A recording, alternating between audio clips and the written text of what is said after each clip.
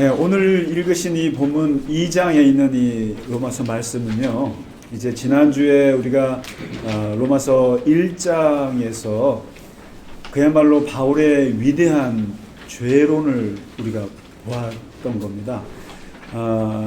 로마서라는 것이 우리가 어떻게 구원받느냐라는 책이기보다 왜 우리가 구원받아야 할 수밖에 없는가를 얘기하기 위해서 바울이 믿음이나 이신칭의나 이런 것들을 얘기하기 전에 인간은 근본적으로 안 된다는 거예요. 인간은 근본적으로 하나님 앞에 안 되는 존재라는 것을 아주 그냥 깔고 가는 거예요. 그래서 바울은 좀 미안한 마음이지만 아주 인간을 그야말로 바닥으로 내려놓는 그 글을 씁니다. 그래서 이제 지난주에 1장과 오늘 2장, 이제 3장에 걸쳐서 바울이 신랄하게 인간의 실존의 문제를 이제 건드는데요. 이게 로마 교회라는 게 제가 말씀드렸잖아요. 그러니까 유대인인데 이 이방에서 사는 사람들이에요. 그러니까 해외 동포인 거예요. 그러니까 이 사람들은 바울도 똑같죠. 그러니까 유대인이지만 터키 다소에서 태어났으니까 그러니까 이중 정체성을 갖고 있는 사람들이에요. 다. 그러니까 이민자들이란 말이죠. 그러니까 한국말도 쓰면서 영어도 쓰는 이런 분들인 거예요.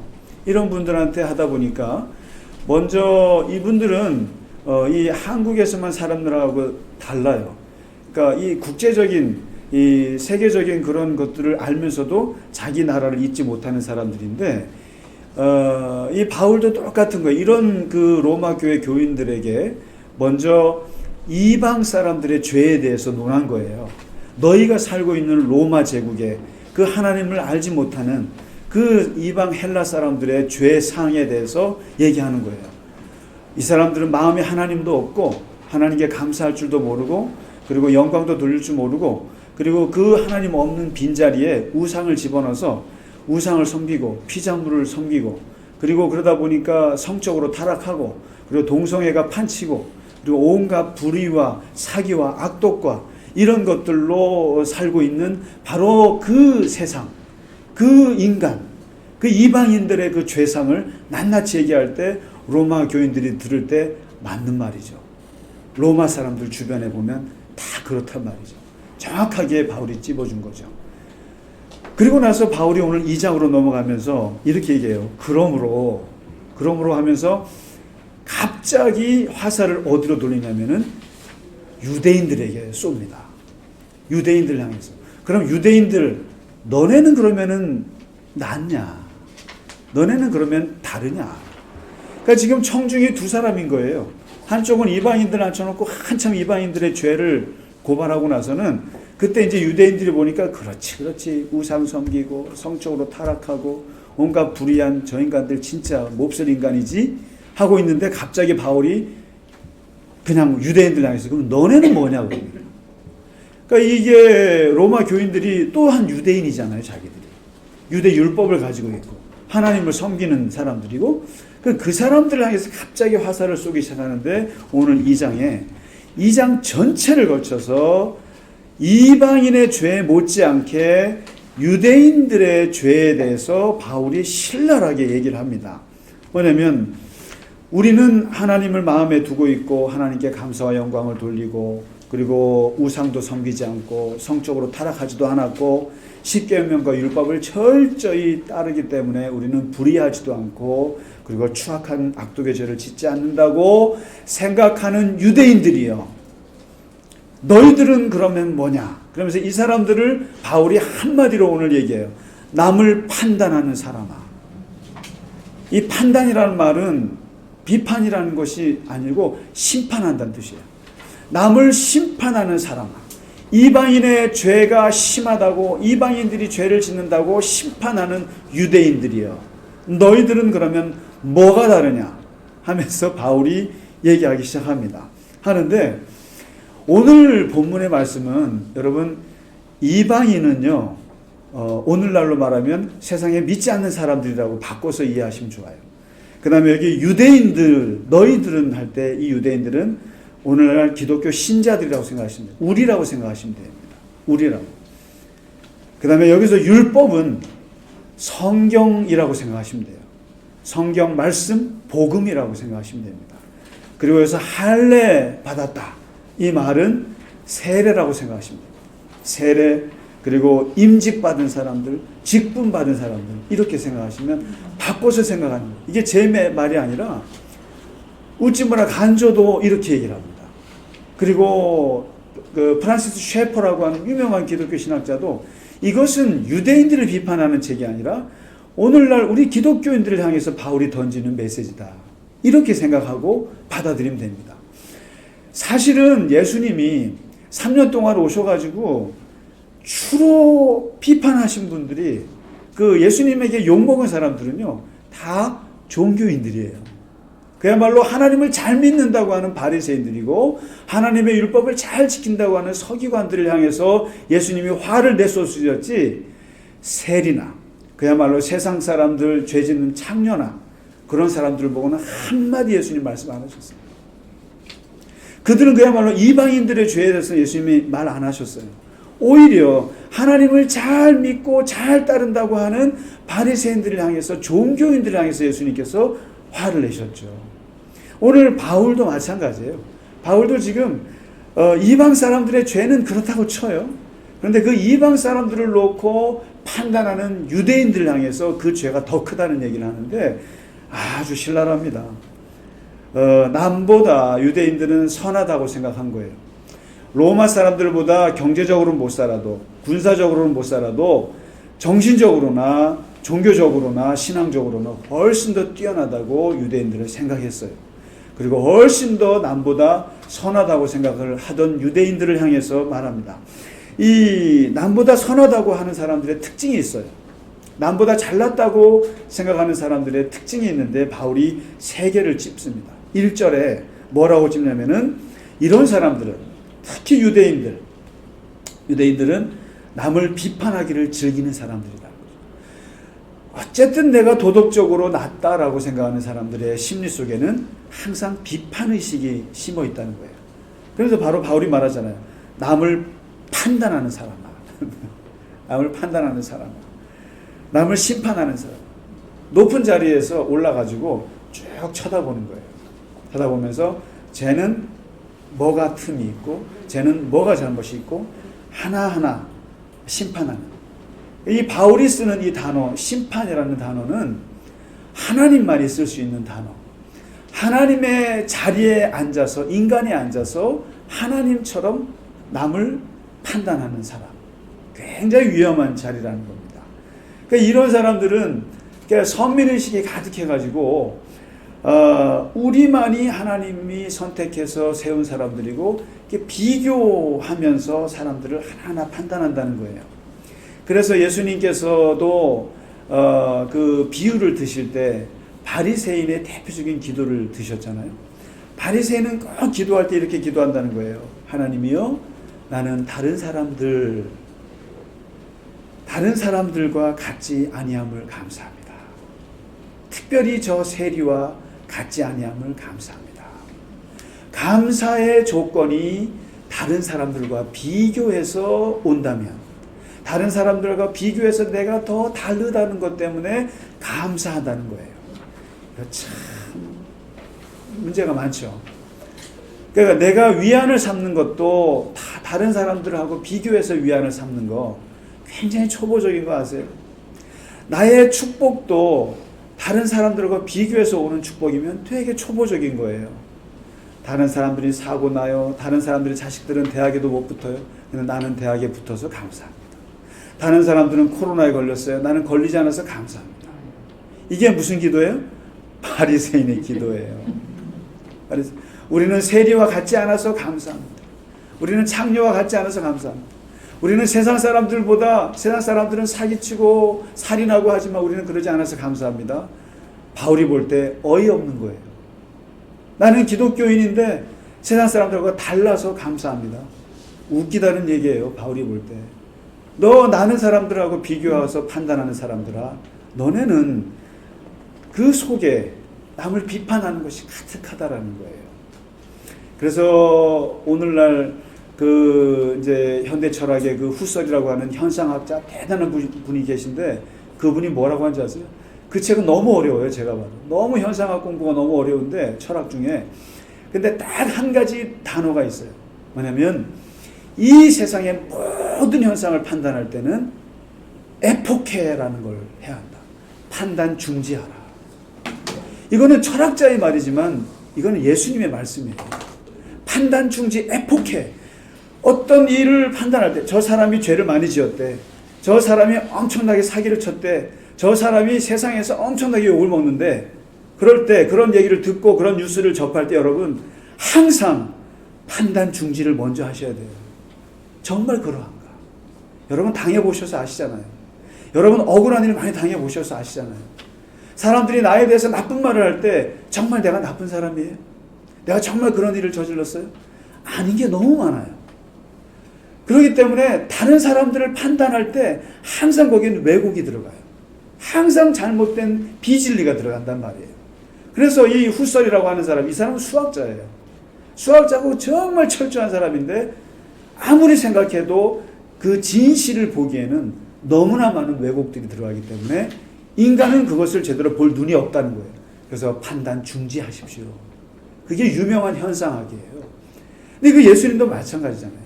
네 안에 들보가 들어있기 때문에 그 들보를 보지 못하면서 남의 티끌을 보려고 하는 것은 굉장히 위험하다는 거예요. 오늘 사도 바울이 말하는 것도 이방인의 죄는 그렇다 쳐요. 어마어마한 죄예요.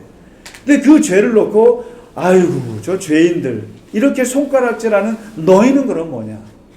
이거는 바리새인보다 더한 죄고 이 죄 또한 하나님의 진노 앞에 놓여져 있다. 이런 거죠. 두 번째 바울이 뭐라고 하냐면은 남보다 선하다고 여기는 유대인들의 특징은 뭐가 있냐면은 자기의 죄에 대해서는 둔감하다는 거예요. 정작. 그러니까 정말 자신의 죄는 못 본다는 거예요. 유대인들이. 그러니까 자기 눈 속에 있는 들보는 못 본다는 거예요. 이게 그래서 여기서 나오는 유명한 말이 있어요. 요즘 우리가 많이 쓰는 말. 뭐죠? 내로남불이에요. 내로남불. 맨날 정치인들 쓰잖아요. 내로남불. 정권을 잡으면 또 바뀌고 또 못 잡으면 또 바뀌고 서로가. 내로남불. 내가 하면 로맨스고 남이 하면 불륜이고. 저는 이 말을 바꿔서 그 내실남죄라고 합니다. 내실남죄. 내가 하면 실수, 남이 하면 죄. 남이 하면 죄예요. 절대로 해서는 안 되는 거예요. 내가 하면 실수야. 넘어가.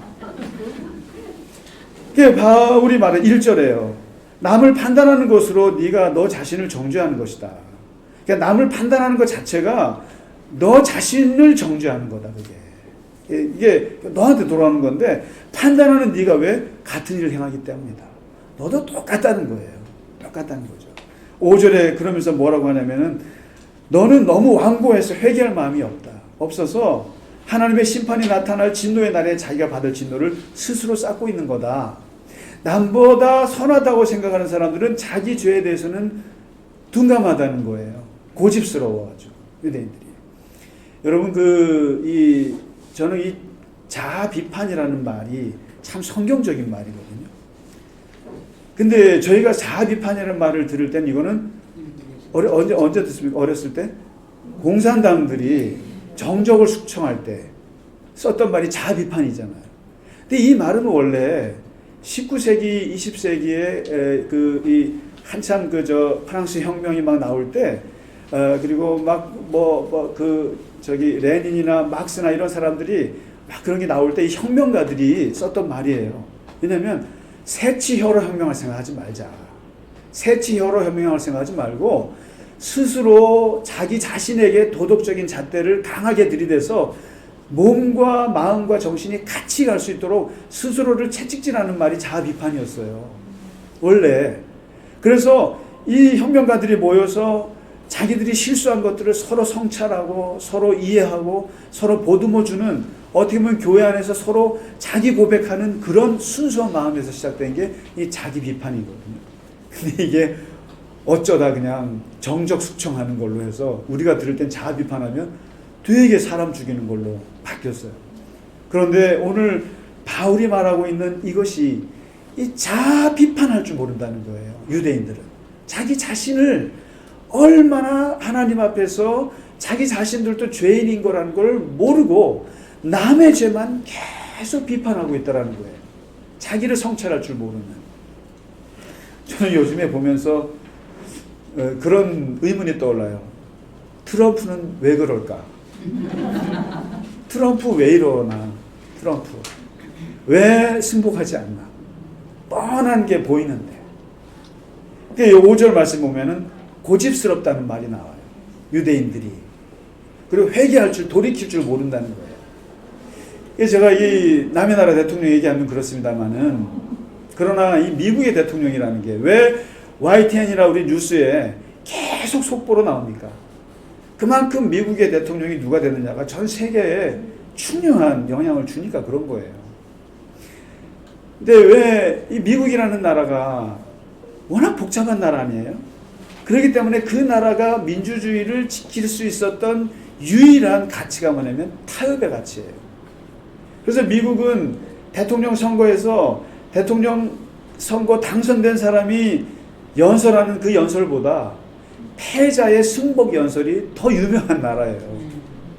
그래서 그 패자 엘고의 승복 선언, 그리고 힐러리 클린턴의 승복 선언, 이것이 있음으로 해서 미국이 통합이 되는 거거든요.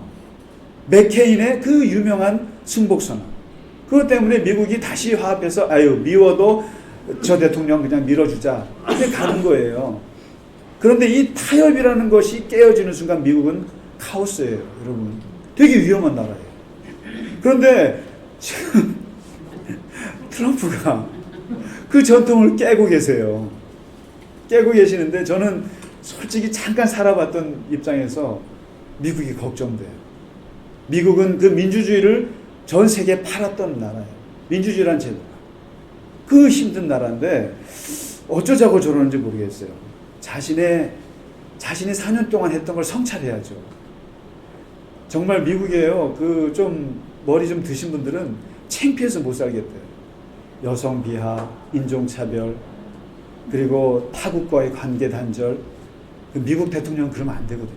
적어도 미국의 자존심이 있거든요. 보편적인 가치를 추구하는 나라인데 이것이 무너진 거에 대한 굉장한 부끄러움들이 있어요. 이러면 안 되거든요. 자기 자신의 죄에 대해서 둔감하다는 거예요, 유대인들이요. 지금 바울이 말하기를. 그리고 세 번째 지적하는 것이 17절부터 20절까지 보시면 이 유대인들, 바로 너희들은 자기의 선을 너무나 자랑한다는 거예요. 자기의 선을 자랑하고 자기의 율법을 자랑하고 자기의 그 하나님을 자랑하는데 뭐라고 합니까? 유대인이라 불리는 네가 율법을 의지하고 그리고 하나님을 자랑하고 율법의 교훈을 받아서 하나님의 뜻도 잘 알고 그리고 선한 것을 분간할 줄도 알고 그리고 그래서 눈먼 자의 길을 인도하는 자라고 자칭하고 그리고 어둠에 있는 자들의 빛이라고 자청하고 율법을 너무나 잘 알아서 어리석은 자의 교사라고 그러고 랍비라고 하고 어린아이의 선생이라고 믿는 너희들이요. 유대인들이 그렇다는 거예요. 자기들이 자기의 선이 얼마나 남들보다 뛰어난 걸 자랑하고 다닌다는 거예요. 선을. 근데 바울이 뭐라고 말합니까? 이 사람이 자기가 자기 의로 쌓는 선이라고 하는 것이 얼마나 무가치하다는 걸 모른다는 거예요. 유대인들이. 여러분 그 잠언서에 보면요. 이런 말이 나와요. 사람의 행위가 자기가 보기에는 모두 깨끗하게 보인다는 거예요. 그러나 하나님께서는 심령을 감찰하신다. 잠언의 말씀이에요.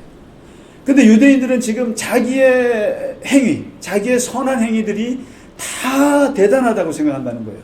이게 무가치하다는 걸 모른다는 거예요.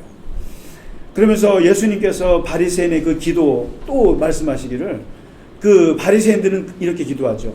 나는 일주일에 2번 금식하고 소득의 11조를 드리고 자기의 선한 행위들을 다 드러내고 있는데 예수님 보실 때는 우습다는 거예요. 이게. 지금 유대인들이 자기네는 이방인들하고는 달리 엄청나게 선하게 살고 있는데 그 선한 걸 보면 바울이 볼 때는 우습다는 거예요. 다 웃긴 얘기라는 거죠. 그래서 오죽하면 스펄전 같은 그 유명한 영국의 설교가가 있어요. 이분이 뭐라고 얘기했는지 아세요? 인간의 선이라는 게 뭔지 압니까? 하면서 자기 몸을 쭉 뻗고 눕기에는 너무나 좁은 침대 같은 게 인간의 선이다. 자기가 잘 때 덮기에는 너무나 짧은 이불이다라고 얘기를 해요. 왜냐하면 그 선으로 자기가 편안하게 눕기에는 잘 수 없는 침대라는 거예요. 짧다는 거예요. 그리고 자기를 덮어주기에는 다리가 다 나와요. 너무나 작은 이불이라는 거예요. 선이라고 하는 것은 하나님 보시기에 그렇게 무가치한 건데 유대인들은 그 선으로 자기를 덮어보려고 한다는 거예요. 이방인들의 죄를 무시하고 그러면서 유대인들을 신랄하게 얘기하면서 이게 결국요 오늘날 개신교 우리를 두고 하는 말이에요. 우리가 세상 사람들의 죄를 놓고 판단하진 않았는가? 우리가 그들보다 훨씬 더 낫지 않는가? 그리고 우리가 조금 남을 구제하고 도와주는 그 선이 우리의 죄를 덮을 수 있다고 생각하는 거 아닌가? 그렇게 말하고 있을 때 유대인들을 향해서 바울이 거침없이 얘기합니다. 너희는, 이건 참 저를 찔리게 하는 말인데요. 남은 가르치면서 정작 너 자신은 왜 가르치지 않느냐? 너 자신에 대해서. 도둑질을 하지 말라 가르치면서 왜 너는 도둑질을 하느냐? 유대인들한테 하는 말이에요. 간음하지 말라 말하면서 왜 너는 간음하느냐? 그리고 우상을 섬기지 않는다고 말하면서 왜 신전에 들어가서 성물은 훔쳐오느냐 너희가. 다시 말해서 제사는 드리지 않으면서 제사밥에는 왜 관심이 많으냐. 다시 말해서 우상 숭배는 하지 않으면서 우상 숭배했던 남아도는 거기에 헌금, 돈, 거기에 이권 관계들은 왜 이렇게 관심이 많으냐. 돈에는 관심이 많으냐. 찌릅니다. 율법을 자랑하면서 왜 율법은 어겨서 하나님을 욕되게 하느냐. 쫙 얘기해요. 근데 바울이 잘 알아요. 바울은 자기 자신도 율법을 지켰던 사람이에요. 자기 자신도 율법의 세계를 잘 아는 사람이에요. 그러면서 너나 나나 율법을 지켰던 사람의 입장에서 볼 때 솔직히 한번 말해보자. 터놓고 말해보자. 이거예요. 결코 토라의 율법 613가지는 아무도 지킬 수 없다는 걸 너도 하고 나도 알자. 우리가 솔직히 율법을 자랑하지만 율법 지켜? 우리가 십계명을 자랑하지만 너나 나나 십계명 제대로 지켰어? 여러분 유대교에서요 613가지 중에 200개만 지켜도 잘 지킨다고 생각해요. 스스로가. 그런데 왜 율법을 자랑하고 앉아있겠어요? 율법 서로가 못 지키는 거 알아요. 바울은 너무나 잘 알아요. 그 세 개를. 두 번째, 겉으로는 율법을 지키는 척하지만 속으로는 지키지 않는 위선으로 가득하다는 거 너도 알고 나도 알고. 우리 기독교인들도 까놓고 얘기해보자는 거죠. 계급장 떼고 얘기하자는 거예요. 바울이요 지금. 유대인 나도 유대인이야. 바리새인 나도 바리새인이야. 율법 나도 율법 엄청 지켰어. 근데 솔직히 말해봐. 율법 제대로 지켜봤어? 너나 나나 그 율법 지킬 수 있어? 못 지키지 않냐 이거죠. 그리고 율법과 하나님을 자랑하지만 사실 아무것도 할 수 없지 않느냐. 너나 나나. 우리 같은 기독교인들끼리 한번 생각해보자는 거죠. 그럼 우리는 그러면은 뭐 하나님 앞에서 우리가 계명이나 하나님께서 하신 말씀 사랑하라는 계명 잘 지켜요? 못 지키잖아요.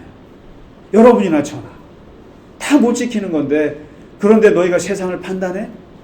세상에 이방인들 죄를 짓는다고? 동성애한다고? 또 뭐 무슨 죄를 짓는다고?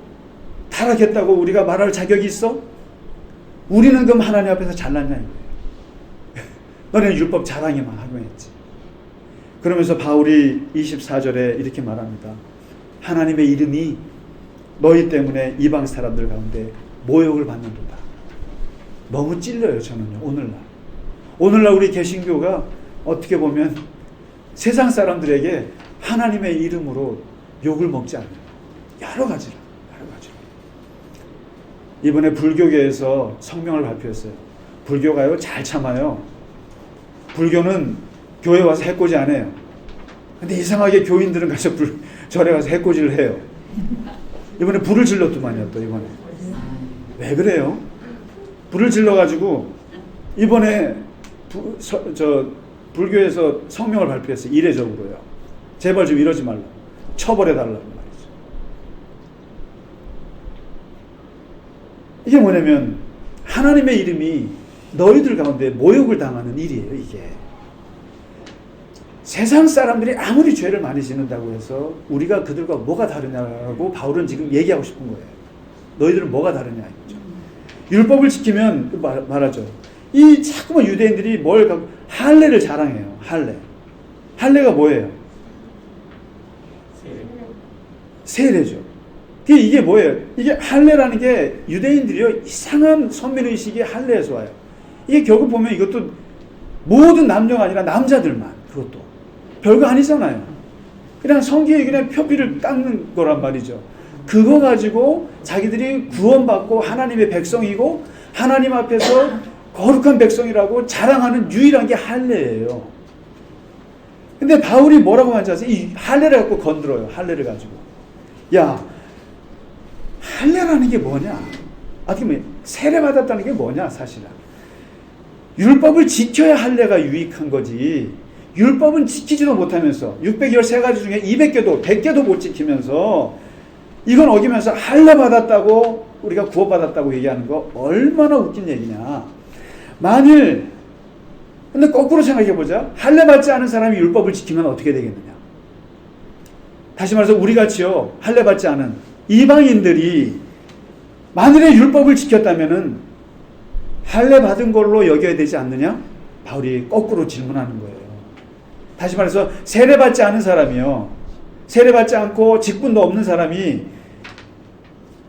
정말 하나님의 계명을 잘 따르고 예수 믿는 사람보다 훨씬 더 그렇게 예수님의 제자처럼 산다면 그 사람은 세례 받은 걸로 인정해야 되지 않느냐, 이런 말이에요. 이렇게 하는 거예요. 그렇다면 오히려 그가 할례 받은 너희를 정죄하지 않겠느냐? 율법을 지키지 않으면서 할례를 자랑하는 너희보다 할례 받지 않은 사람이 율법을 지키면 그 사람이 더 할례 받은 것보다 낫지 않느냐? 이렇게 얘기하는 거예요. 그래서요 19세기 초반에 가톨릭 그 유명한 신학자 칼 라너라고 하는 분이 있는데, 이분이 이 다원주의 세계를 맞이하면서 과연 하나님이 교회 다니는 사람만 구원하실까? 그러면서 이분이 내세운 주장이 익명의 그리스도론을 내세웠어요. 익명의 그리스도인. 숨겨진 그리스도인이 있다. 이 사람들은 교회 다니지도 않고 예수 믿는다고 말하지도 않고 세례받지도 않았지만 그러나 그리스도처럼 사는 사람들이 있는데 숨어 있다라는 거예요. 아이고, 이 신학이 난리가 난 거예요. 다시 말해서 세례받지 않고 어떻게, 우리는 예수 믿어야 구원받는데 이 사람들은 티를 내지 않지만 이 사람들은 그리스도처럼 사는데 이 사람도 구원이 있다. 하나님이 이 사람들 구원하실 거다라고 얘기한 거예요. 그랬더니 난리가 난 거예요. 개신교에서. 이런 이단적인 신학자가 어디 있냐고 말이죠. 어떻게 예수 믿지도 않는데 구원받느냐, 이게 하나님이. 논란이 대단했어요. 저희 신학교 다닐 때에도 이 익명의 그리스도인 이거 갖고 신학에서 굉장히 많이 논란이 있었는데, 이 근거가 오늘 바울의 얘기예요. 바울이 하는 얘기예요. 진정으로 할례 받았다고 구원받느냐? 그러면서 바울이 오늘 말합니다. 겉모양이 유대인이라고 해서 유대인이냐? 표면적으로 유대인이라고 유대인이냐? 겉모양이 목사요, 장로요, 집사요, 권사요, 세례받았다고 하는 것으로 우리가 크리스찬이냐? 이 말이에요. 속 사람이 유대인이어야 진짜 유대인이 아니냐? 이면적 유대인이 아니냐? 이게 속 사람이 진짜 크리스찬이어야 크리스찬 아니냐? 이 얘기거든요. 그래서 바울이 말하기를 겉모양으로 살갈 때 할례 받았다고 이 사람들이 그러면은 할례 받은 거냐? 아니라는 거예요. 바울은 성령으로 마음에 받은 할례가 진짜 할례라는 거예요. 마음의 할례를 받아야지, 마음의 세례를 받아야지, 마음에 거듭나야지 그 사람들이 진짜 크리스찬 아니냐. 그러니까 칼 라노가 말하는 익명에 숨어있지만 이 마음에 예수를 섬기는 사람들, 이런 사람들이 진짜 크리스찬이 아니겠느냐 하는 거죠. 바울이 오늘 이 유대인들을 향해서 정말 이방인들보다 더 큰 죄는 그 사람들을 판단하는 죄다.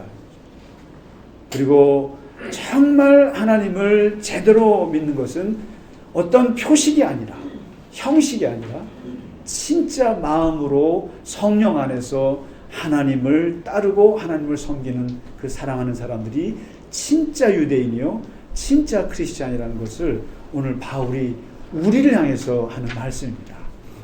우리가 오늘 이 말씀, 2장 말씀 깊이 한번 새기면서 오늘 한 주를 보냈으면 합니다. 우리 이 시간에 찬송 같이